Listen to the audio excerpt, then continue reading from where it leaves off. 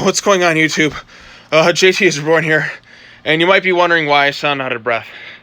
That's because for this past Labor Day weekend, instead of traveling, I decided to stay home. So I figured, you know what? I'm gonna binge an entire anime because I've been hearing so much about this anime for so long, and I decided to do that. So I watched over 60 episodes in a span of like 3 to 4 days.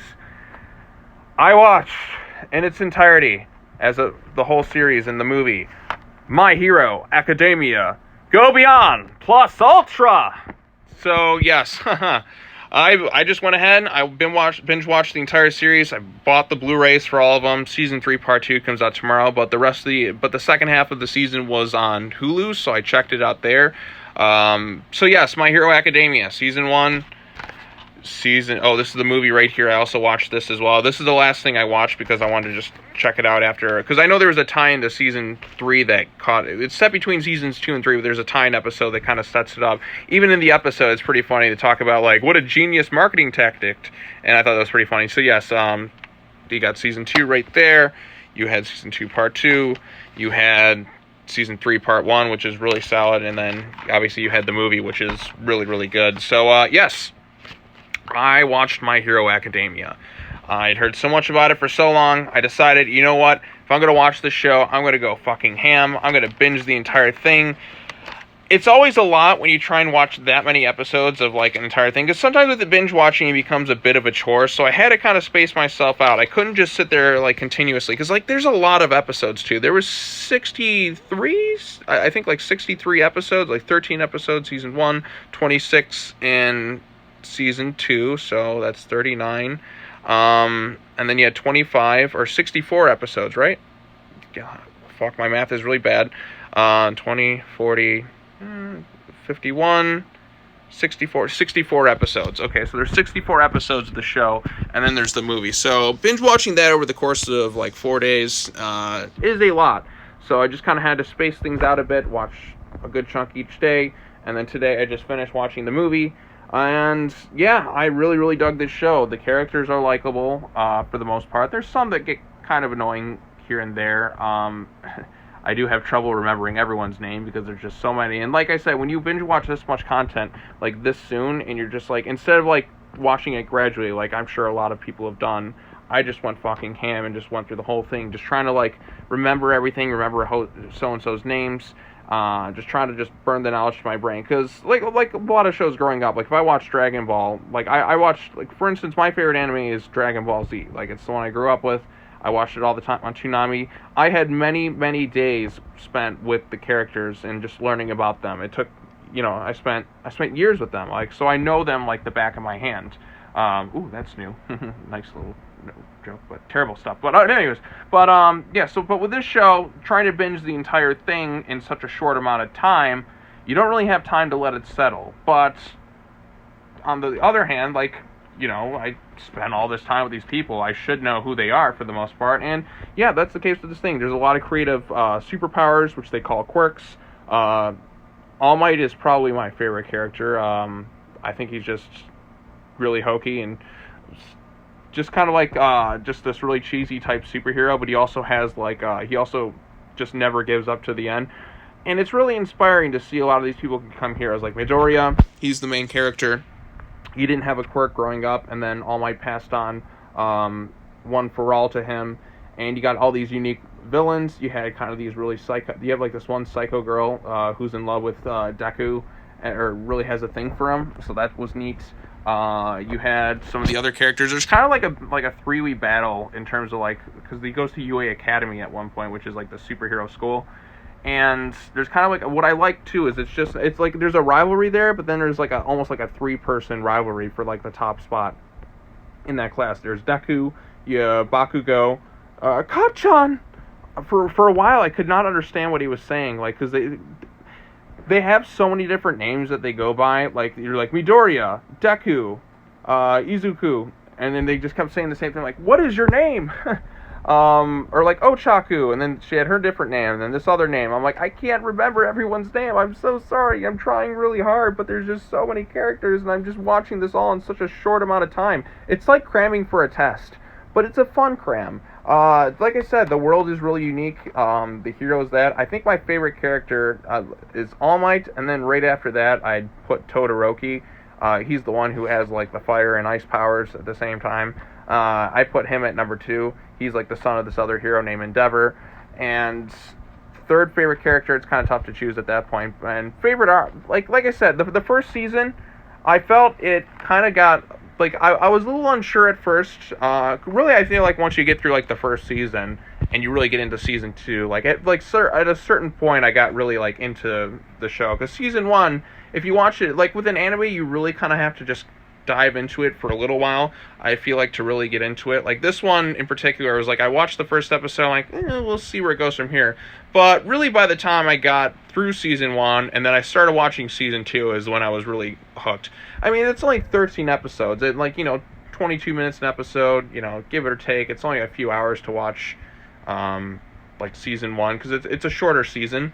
So I feel like if you can kind of get through this, and then you can kind of start getting through season 2, then I feel like you'll be really hooked on the show. Because like I said, the first season, it does throw a lot at you. You get introduced to like the whole concept of everything. You get introduced to these characters. I started having, I'll tell you what though, I had some really weird dreams over the past couple of days, because I decided to just binge this entire thing. My dreams were so weird and just out there, and it kind of I wasn't sure what was reality anymore. My real life kind of fused in with the show, because I binged so much of it. It was all completely on my mind. It was my main focus of each day, just kind of getting through this whole series.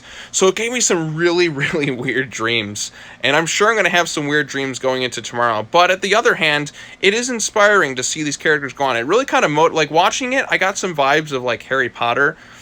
In this, I felt like I did when I watched the first Harry Potter movie. We were introduced to Hogwarts, the whole lore and all of it, because the kids are going to the school, instead of a school of witchcraft and wizardry, you go to a school for heroes. You have all these different professors who have different powers and teach you different things about being a hero. In the other case, it's teaching you about being a wizard. And instead of spells, you have quirks, and you had your main character and such. Although the characters are very different. It definitely gave me some vibes of watching some of the early Harry Potter films, and they really only got through year 1, and they went through the summer, and then they kind of they started going to year 2, and that's kind of the setup for season 4. And you had these different villains.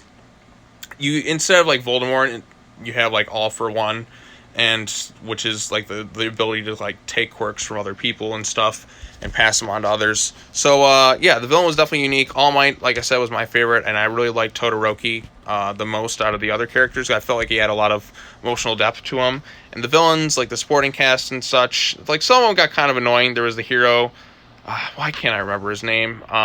He's the one who has kind of he's the really girl crazy one who has the purple balls on his head that kind of that he detaches to stick to things. It got to the point where I'm okay, somebody put a leash on this kid. He was definitely a very horny one, I'll tell you that. So it there was some funny comedy thrown in there, but at some points there's okay, this kid's I don't know. But yeah, overall consensus, I really do dig the show. I'm looking forward to seeing what they have in store for season 4. Like I said, I have not read the manga. I may go ahead and do that so I can get more invested in the lore. Because like I said, when you binge watch so much so soon, arcs in that get kind of molded together. So I'm not even really remembering. I'm okay, season 1 was... I know where season 1 ended. Season 2, they had the tournament, which reminded me a bit of Dragon Ball Z. And then season 3 ended... the first half of season 3 had All Might taking down, All for One, or doing his final battle there. You had the movie, which is set between seasons 2 and 3. So I was a little bit confused. I was okay, where in the timeline was this? Because I just watched all this. I'm do I watch this before? Do I watch it after? That's a confusing thing sometimes with anime. Do I watch it at this point? Do I watch it at that point? Or no, they have a tie-in episode that ties it all together, and I'm just it's just so much stuff. I need to really time it up to see how many hours in total all this was. So I think that'd be kind of just to see because I wouldn't say I watched every second, because I would skip through some of the intros, when they did the opening theme song and then the ending theme song. I don't need to watch this. The opening theme songs, it changed over the course of the seasons, but the opening theme songs weren't anything really all that great personally, like, because I've seen some like anime openings that have like great theme songs. Attack on Titan has one of the most epic themes I've ever heard for anything. It's amazing. It's like da da da da da da da da da da da da da da da, and it's really really cool. This one's themes, I really can't remember them because I kind of just skip over them because I just didn't care too much. But yeah, what I love about the show, true heroism. It actually kind of motivated me, made me want to kind of get into shape almost by the end of it. It's kind of like when I watch the Rocky films. Like, I want to go like exercise and do all that, and then reality strikes, and then I end up just kind of sitting on my ass. But it definitely kind of motivated me to want to get stronger and like strive to be a better person and hero. So if something can inspire you to be a hero, I think it's done its job. Looking forward to seeing what they have for the next season.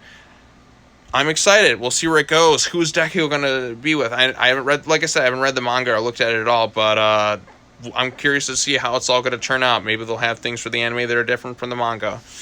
We shall see. But anyways, if you watch My Hero Academia, what are your thoughts on it? I'm a fan now. I'm looking forward to season 4 next month. And I'm now looking to try and binge other animes and get invested into more things and more fandoms and such. Because I've just seen, there's so many animes that people talk about that I've never really seen. That I really want to start getting into a lot more of them, and shows and movies that I haven't seen, so I can, know what people are talking about when they talk about these things. So, yeah, that's that. That's all I have to say. Thank you all so much for watching. I hope you all have a great day. Happy Labor Day. And I'll see you in the next video. I got another After the Movie coming out on Thursday when I go see It Chapter 2. And then I have another video I was going to post from my skydiving experience that may come out Tuesday or Wednesday. I'm thinking it might come out tomorrow. And then Wednesday, I was going to have another After Movie on the 1990s miniseries for Stephen King's It. So that should be fun to do. Just kind of as a little lead into It Chapter 2, because I already did an After the Movie on It Chapter 1. So, and then it's all up in the air what I do next. So, yeah, that's all I have to say. Take care now. Bye-bye then, and I shall see you all in the next video. Peace out.